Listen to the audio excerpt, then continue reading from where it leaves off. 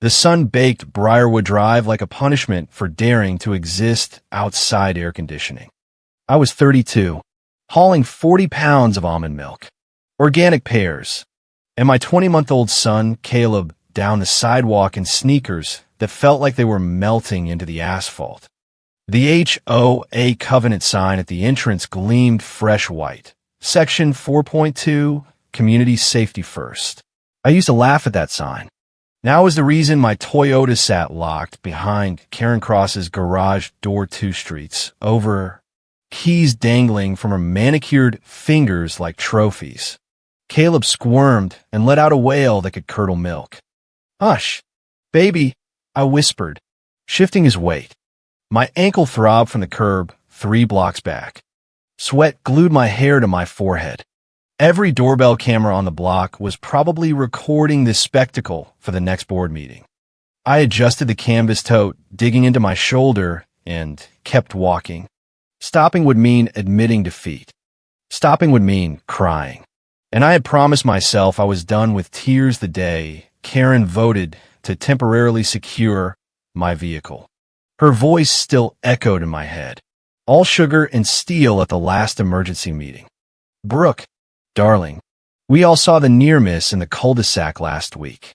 Section 7.3 clearly states that any resident demonstrating impaired judgment must surrender driving privileges until the board deems them compliant.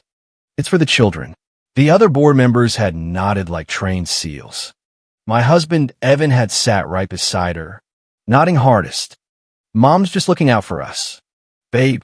So here I was, the former lead project coordinator at North Pine Media Systems, reduced to pack mule status in broad daylight.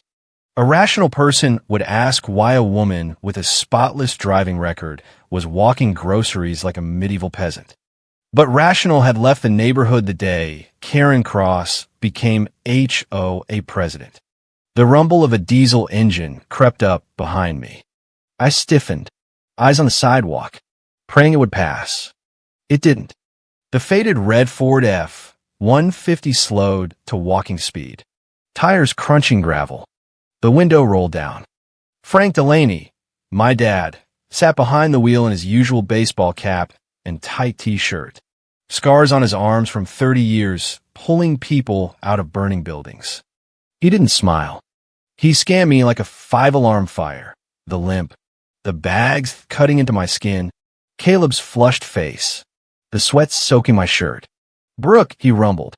"No hello. Just my name like a verdict." He parked right in the middle of the lane because Frank Delaney stopped for nothing when something was wrong. "Put the boy in." I wanted to argue. My ankle screamed. Caleb stopped whining the second the AC hit him.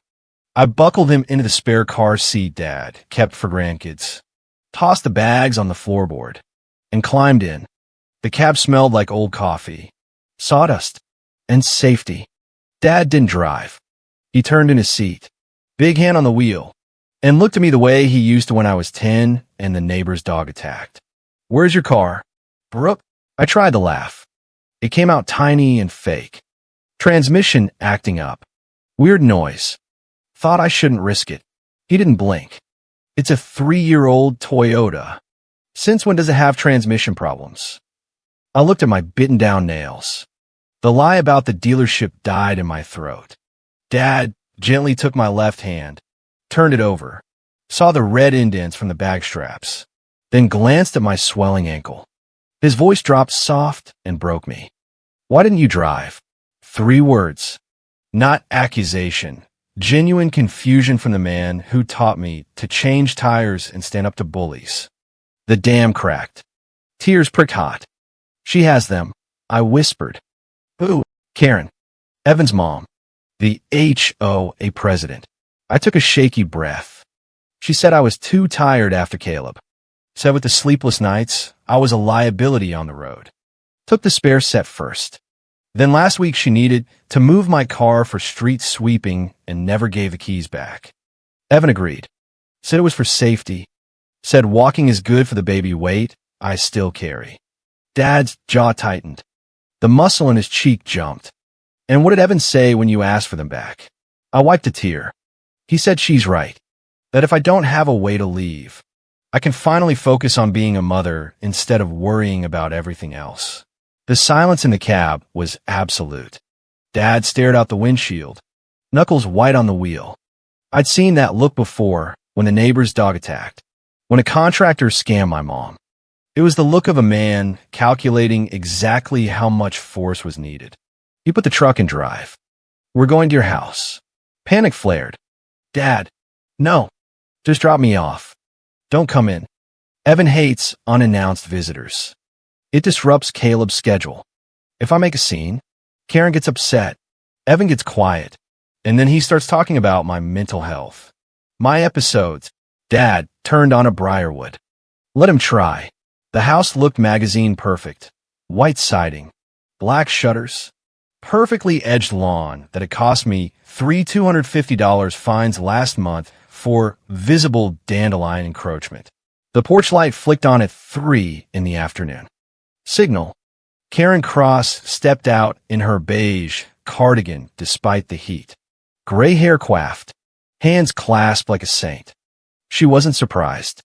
She'd been watching from the window, timing us. She stood like she owned the driveway, the house, and the woman in the passenger seat. Dad killed the engine. The silence crackled.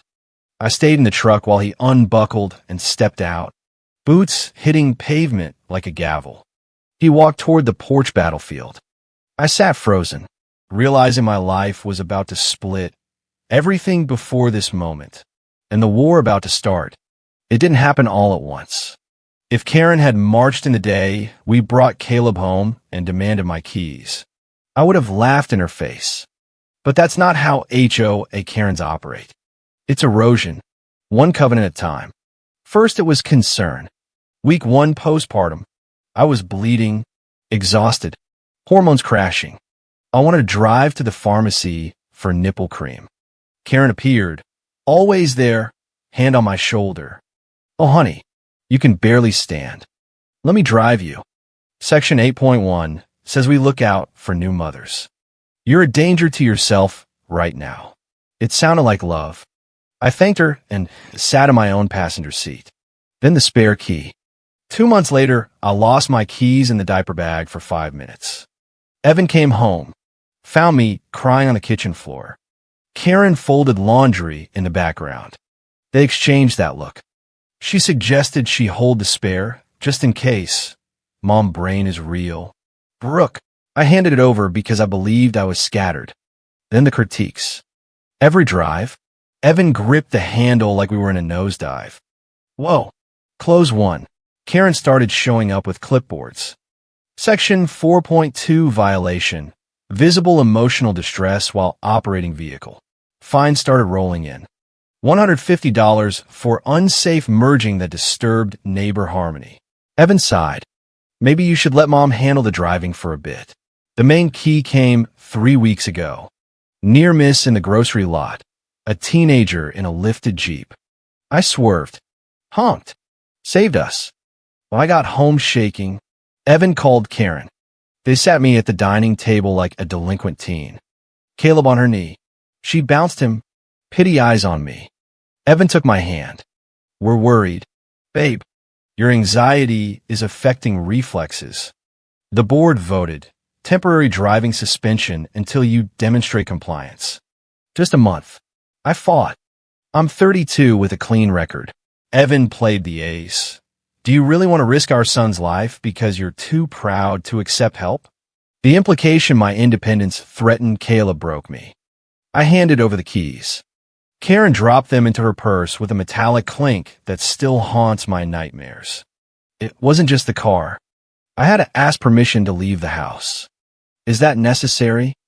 Karen would say when I wanted to visit Dad. Caleb's little cough and Frank's dusty house. Section 9.4 Allergen Protocol. When I wanted coffee with Sarah. Evan, we're saving for the nursery remodel. $5 seems wasteful. They coordinated my schedule. Karen arrived at 8 a.m. Left after dinner. Decided Caleb's formula switch because your milk looked thin, blocked the nursery door if I tried to pick him up crying. He needs to self-soothe. Brooke, you're making him soft. Then the phone. Evan gifted me a new iPhone with the HOA neighborhood safety app. For emergencies, it pinged Karen and Evan every time I left the geofence. Last week at Target choosing diapers, I got her text. Why have you been stationary in aisle 7 for 20 minutes? Wandering again. The app logged 500 pings a month. Safety. They called it. Leash. I knew it was. I stopped fighting. Every raised voice brought Evan's sad look. See, this is the anxiety talking. I believed if I complied perfectly, they'd get my life back. Instead, they took more. Now I walked like a mule because asking for my own keys felt like declaring war. In the truck, Dad listened to every detail, cataloging the siege. He asked one question that cut through everything. Do you have the pink slip? The title? My stomach dropped. Evan had handled the financing 3 years ago. Karen put down the down payment as a gift. I signed where he pointed while pregnant and nauseous. I paid every monthly note from my salary. Insurance. Oil changes.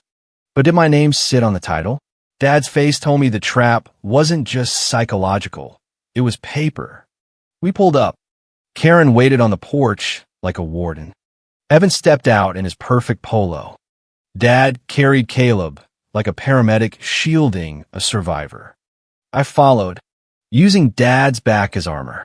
Karen smiled her cold smile. Is this the drama for today? Voice calm, reducing my desperation to theater. You're upsetting the neighbors. Frank. Dad planted himself at the bottom of the steps, public side of the property line. We're here for the keys. Evan chuckled. Frank, come on. Brooke walked from a store because she's having one of her episodes. She needs water. Episodes. The word landed like a slap. Karen chimed in. She left the car running last week with the garage door closed. Carbon monoxide risk. We're just protecting the child. That's a lie. I yelled. You call me inside while I check the oil. Karen tilted her head. Pity eyes. Oh, Brooke, don't lie. We're family. Dad turned to me, ignoring them completely. Do you want the keys? The question cut through the noise. Not, are you tired? Not, did you leave it running? Agency. Pure. I want my keys, I said, voice cracking then steadying. Right now, Evan's face hardened. Karen blocked the stairs. Fine. Take the car. But if you drive out of this driveway, the support stops. No more meals. No babysitting. No laundry help. You're on your own. The threat hit. They'd engineer my dependence. Dad's voice sliced through. She doesn't need your help. She needs you out of her way. Karen laughed. She's pathetic. Can't even manage her bank account without Evan. Dad's voice dropped. Speaking of bank accounts, I checked records. Brooke brought $28,000 cash to that car. Her money. Why is the title in your name? Karen. The micro glance between Evan and Karen was pure panic. They had planned this. My money bought the car. Karen owned it on paper. Asset stripping disguised as HOA safety. Karen dropped the mask. We did it for her own good. She needs to be dependent to be good. If she has choices, she makes the wrong ones. Dad's eyes went terrifyingly calm. Well, he said, opening his door wider. We're about to find out exactly how wrong those choices were. Dad didn't slam the truck door. He closed it with a deliberate click louder than any gunshot. We drove the 12 miles to his faded blue house in silence. Caleb slept against my shoulder like he finally felt safe. No cameras. No pings. Just the hum of the old fridge and peppermint gum. That night, I dreamed of heels clicking down the hall. Karen's heels. Keys jingling like a jailer's ring. I'm just checking on you. Brooke. Making sure you're doing it right. I woke gasping on Dad's plaid couch. Morning brought the siege texts. Evan first. We forgive you for this outburst. Come home by noon. Marjorie, Karen, left a voicemail. Dragging your father into this was a mistake. We're willing to move past it unless you force us to take serious measures for Caleb's safety. Dad recorded it. That's not concern. That's a legal threat. He pulled out a burner flip phone and a notepad. Turn off the iPhone. We're going dark. I powered it down like cutting a leash. He dropped it in a Faraday bag. Invisible now. We called Tessa Hallbrook, high-conflict divorce attorney and daughter of Dad's old fire department buddy. She'd already pulled the court docket. Evan filed emergency temporary custody 45 minutes ago. They're claiming you're unstable. My stomach dropped, but Tessa's voice stayed sharp. They just handed us the rope. We're going to hang them with it. We turned Dad's house into a command center. Video doorbell installed. Deadbolts upgraded. While Caleb stacked Tupperware and laughed, real laughter I hadn't heard in weeks, Dad documented everything. Karen's voicemail became Exhibit A. The tracking app logs Tessa's forensic guy pulled before we killed the phone. 542 pings in 30 days. Stalking, not safety. Then the HR bomb dropped. North Pine forwarded an email Karen had sent them. Brooke is battling a severe mental health crisis prone to manic episodes. Advise against hiring. Linda from HR flagged it as potential harassment. I forwarded it to Tessa with 2 words, Exhibit B. That afternoon, the doorbell camera chimed. Karen on the porch, Tupperware prop in hand, floral blouse, smiling at the lens like she knew it was there. Brooke, I know you're in there with your little lawyer. We stopped the credit cards. You have no money, no car, no home. Evan will forgive this tantrum, but if you make us go to court, we'll have to tell the judge about the bathwater incident. I gasped. For months ago, Caleb splashed in warm, not hot, bathwater and cried. Karen had rushed in screaming I was scalding him. No mark on him. Now she was weaponizing a non-event as child endangerment. Dad, save the clip. Financial coercion and blackmail on tape. She just buried herself. The next morning, Tessa called with good news. Dad's neighbor, Mrs. Higgins, insomniac porch sitter, had seen Evan's silver Chevy parked across the street 3 nights running. Listening at windows, taking photos, stalking affidavit signed. Protective order incoming. Evan found a burner number. Love bomb text. Mom's out of control. I'll set boundaries. I'll put your name on the title tomorrow. Caleb needs his dad. Just come home. I screenshot it for Tessa. Add it to the file. Silence was my loudest answer. Then the mask fell. Tessa called again. Voice serious. Supplemental filing. They submitted a cropped photo of you on the kitchen floor in pajamas, plus a text. I cannot do this anymore. I wanted to end. I'm so tired of being alive. They're framing it as a suicide threat. I remembered. Colic night. Caleb screamed 6 hours. I sat on cool tile because I couldn't reach the couch. Texted Evan the full thread, begging him to come home. He replied, Mom says you're overreacting. Just put headphones on. Tessa's voice went cold. Either you weren't suicidal, and he's a liar, or you were, and he's negligent. Either way, he loses. We spent Thursday in Tessa's war room. Timeline on whiteboard. Police report on surveillance.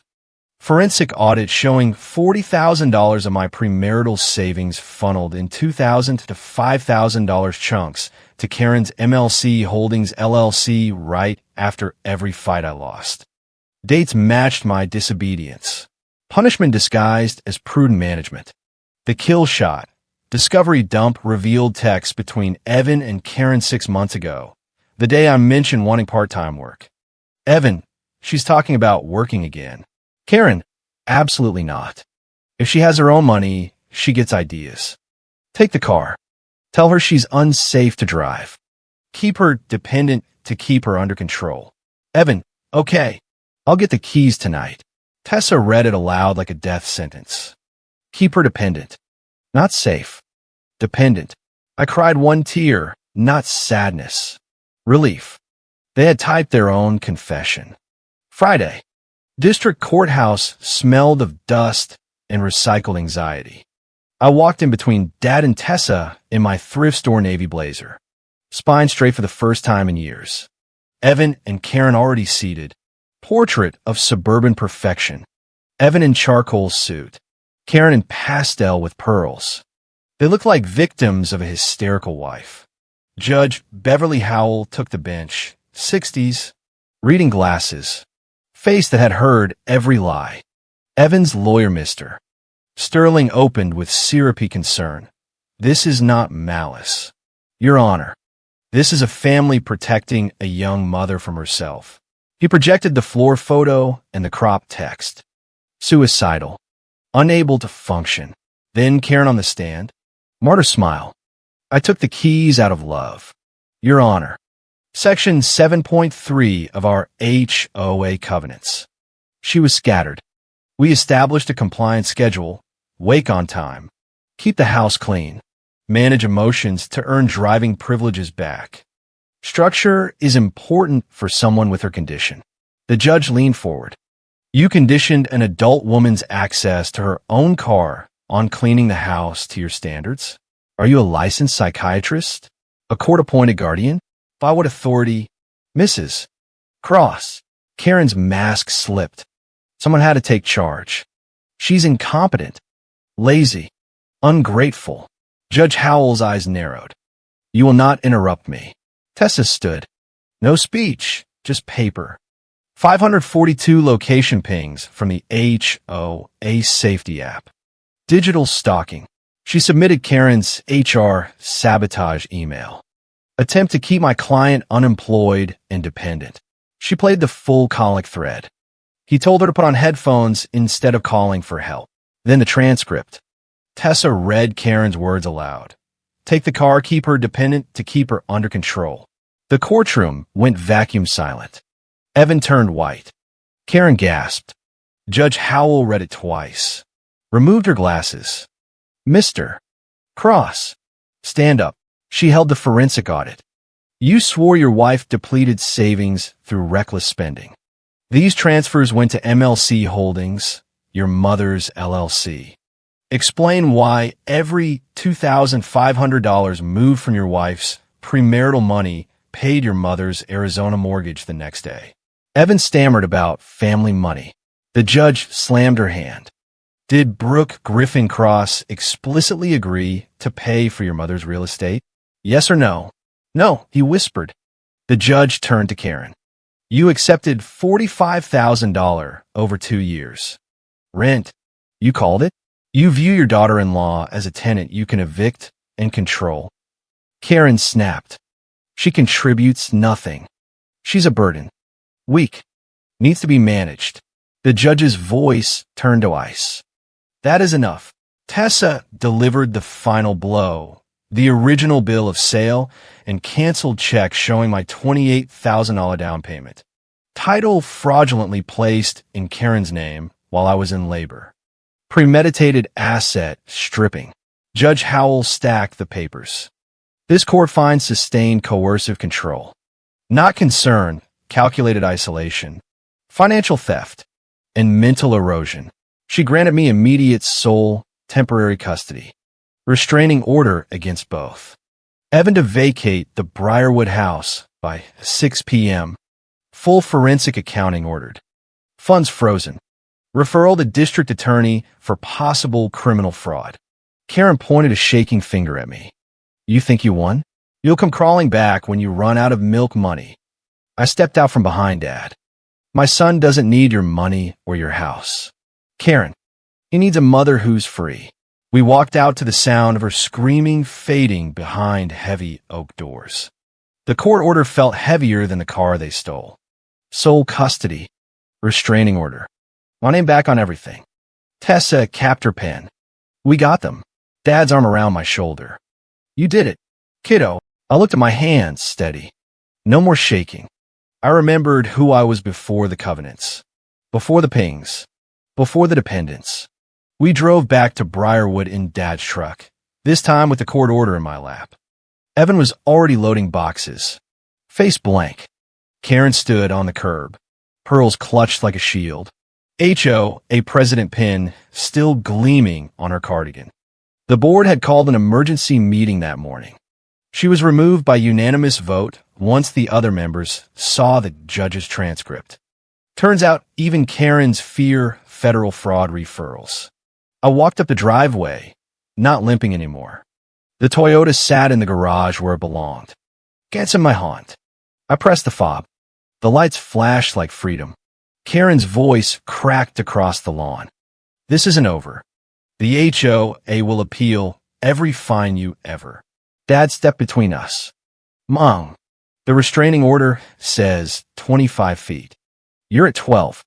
I'd hate for the bailiff to have to cuff a former president on her own street. She backed up, face purple. Neighbors' curtains twitched. Doorbell cameras rolled. For once, the spectacle was hers. I buckled Caleb into the Toyota, my Toyota. He laughed at the AC vents. I slid behind the wheel, adjusted the mirror, and looked at the house that had been my prison. The HOA rules strictly enforced sign at the entrance already had a red X spray painted across it by some anonymous hero. I drove out of Briarwood Drive at exactly the speed limit. No pings. No text demanding my location. Just open road and the sound of my son humming in the back seat. 3 weeks later, the forensic audit finished. $45,000 returned to my account with interest. Karen's Arizona property lien attached. Evan's name removed from every joint asset. The HOA bylaws rewritten after the scandal. New section. No board member may use covenants for personal coercion. They named it the Brooke Griffin Amendment. I laughed until I cried the first time I read that. I went back to North Pine part-time. Linda from HR welcomed me with open arms and a harassment file ready if Karen ever tried again. Caleb sleeps through the night now. No schedules. No self-soothing lectures. Just a mom who picks him up when he cries. Dad still keeps the burner phone charged just in case. Tessa sends quarterly check-ins like a guardian angel with billable hours. Last weekend, I drove past Karen's new rental outside the HOA gates. Of course, she was watering plastic flowers in a tiny yard. Cardigan faded. No pearls. She saw me. Our eyes met. For the first time, she looked small. I didn't wave. I didn't smirk. I just pressed the gas and kept driving, windows down, music up, son singing off-key in the back. Free. Because that's the thing about HOA Karens. They build cages out of covenants and call them community. They steal keys and call it love. They drain bank accounts and call it protection. But when one dad asks one simple question, the whole house of ridiculous rules comes crashing down. And the view from the driver's seat? Worth every fine, every ping, every lie. Thank you for listening to this HOA Karen nightmare turned justice story.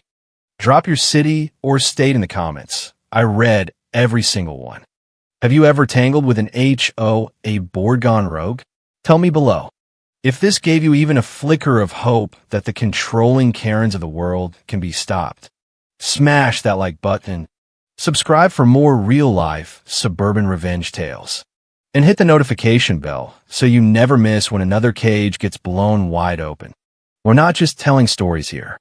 We're handing out the keys. Drive safe out there.